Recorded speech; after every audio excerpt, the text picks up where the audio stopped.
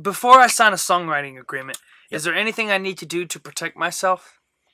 Well, there's things you can do. Mm-hmm. Anytime you're getting ready to sign a one-off or a single songwriting contract with a publisher, at least you want to go into it with your eyes and ears open with respect to things that you can do.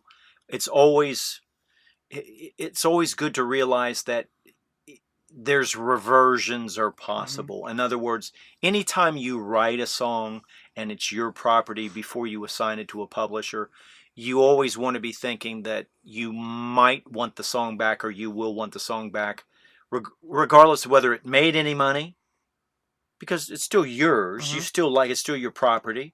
Or if you made a ton of money, then you really want it back.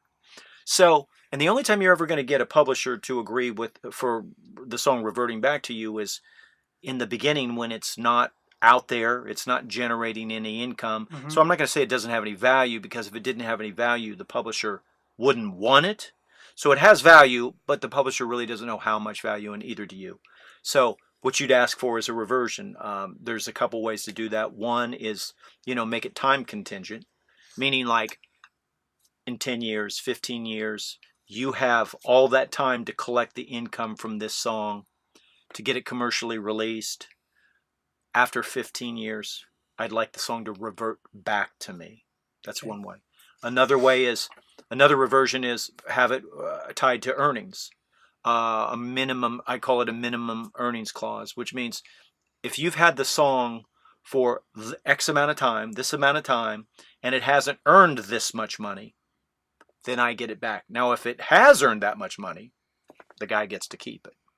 But if they haven't been able to in 10 or 15 years to make 100 grand, 50 grand, 10 grand, whatever the number is that Mm-hmm. you guys negotiate and determine, that the song will come back to you.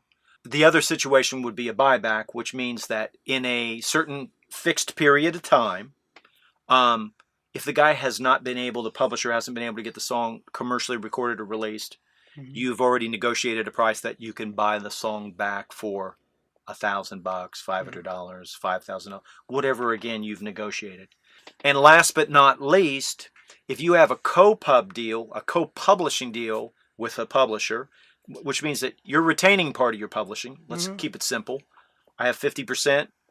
Steve Kirk has 50%, but you have my administration.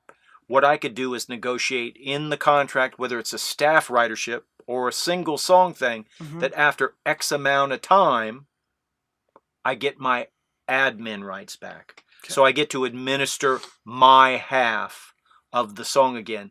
And you're going to say, well, what's the big deal with that? Well, remember, it's the decision-making power. Mm-hmm. You get to collect your own money then.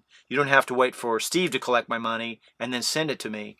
And the most important thing is, if you ever decide to sell your share of the song, meaning your copyright interest, buyers are always way more excited about buying songs or parts of songs when they can collect the money. Mm-hmm. They're not interested in picking up songs that somebody else collects the money for them.